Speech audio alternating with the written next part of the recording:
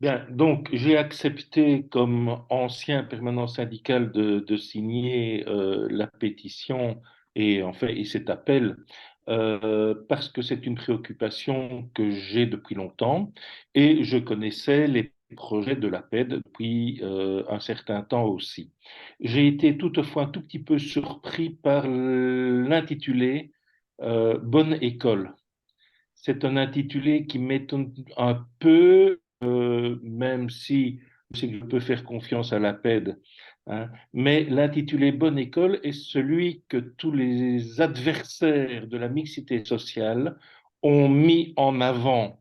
Et ça, pour moi, évidemment, d'autant plus que, enfin, c'est un problème, d'autant plus qu'à l'époque des premiers décrets inscription, je m'étais opposé frontalement par communiqué de presse et autres à ceux qui voulaient la suppression de tout ce qui est décret inscription et j'entretiens encore des relations conflictuelles, quoique civiles, avec des gens qui veulent toujours supprimer ces dispositifs, même s'ils sont amenés à évoluer.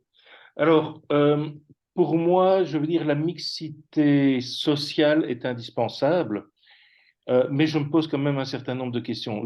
Et quand je dis indispensable, c'est, j'ai toujours regretté que les décrets en vigueur ne s'attaquent qu'au secondaire. Pour moi, et comme vous le proposez, ça doit commencer en maternelle. Mais cela me pose un certain nombre de questions. C'est-à-dire que en maternelle et même en primaire, la plupart du temps, on souhaite une scolarité de proximité. Or, la mixité n'existe pas toujours dans les villages. La mixité n'existe, je veux dire, existe peut-être encore moins dans les quartiers. Et donc là, on a sans doute un souci, et je ne sais pas comment il faut le résoudre, comment il faut y faire face, mais avec cette idée de mixité sociale et de scolarité de proximité, je pense que là, on a un souci et pendant longtemps, certains se sont opposés à toute régulation des inscriptions justement au nom du fait que la mixité de logement, la mixité des quartiers n'existe pas. Or, connaissant ce qui se passe en Belgique, attendre une mixité des quartiers, une mixité des villages, ça veut dire qu'on ne bougera pas avant 2 ou 3 siècles. Donc, voilà, j'ai moi une question sur la manière dont on peut fonctionner. Ça, c'est une première chose. Une deuxième chose, pour moi, et depuis longtemps, c'est qu'il faut aller plus loin que la mixité sociale. Il y a la mixité scolaire, c'est-à-dire la mixité de résultats. Parce que la mixité sociale n'interdirait pas de faire des classes de, entre guillemets, bon niveau et des classes avec des élèves plus faibles. Et donc, et là, pour avoir lu pas mal de choses sur le sujet, je suis quand même parfois un tout petit peu ennuyeux parce que on sait très bien que les bons élèves tirent les plus faibles uniquement dans certaines conditions. En tout cas, c'est ce que dit la littérature que j'ai pu lire, c'est-à-dire qu'on ne peut pas dépasser un certain pourcentage d'élèves faibles pour que ça marche. Autrement, on risque d'avoir ce qu'on nous oppose toujours, le nivellement par le bas, hein, alors que ce qu'on vit, c'est évidemment un nivellement par le haut pour tout le monde.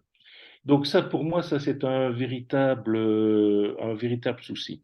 Maintenant, quand la PED dit une bonne école, on a toujours voulu, je pense, depuis longtemps, enfin, c'était dans le déclaratif, améliorer la situation de toutes les écoles, hein, et que, bon, comme j'ai été très longtemps syndicaliste, j'ai participé aux très difficiles négociations sur le décret mission, puis sur le contrat pour l'école de Maria Arena, où toujours il y avait cette idée d'améliorer, et j'ai participé aussi pendant plusieurs années au dispositif du pacte dit d'excellence. Euh, je dois constater qu'on n'arrive pas à améliorer la situation de toutes les écoles, même si ici, peut-être dans le pacte, et en parallèle au pacte, il y a un dispositif, je ne sais plus comment on l'appelle maintenant, mais pendant tout un temps, on parlait d'écoles en écart de performance. et qu'on mettait des moyens particuliers pour qu'elle rattrape, je veux dire, le peloton.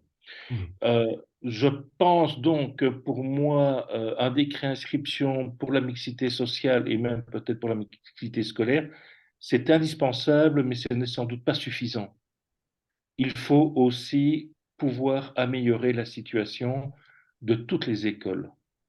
Euh, et je pense que l'un ne va pas sans l'autre.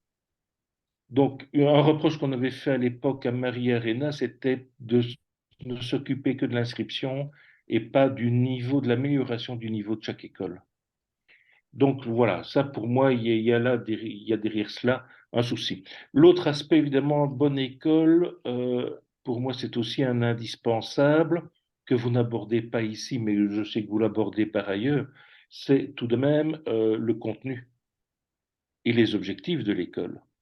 Je suis très frappé, moi, de voir qu'un des textes fondamentaux du pacte, plus personne n'en parle.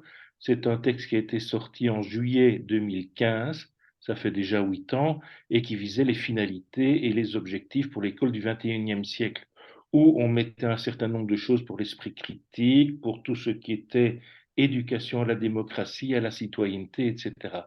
Alors, vous le reprenez fort bien, je trouve, en conclusion de votre appel.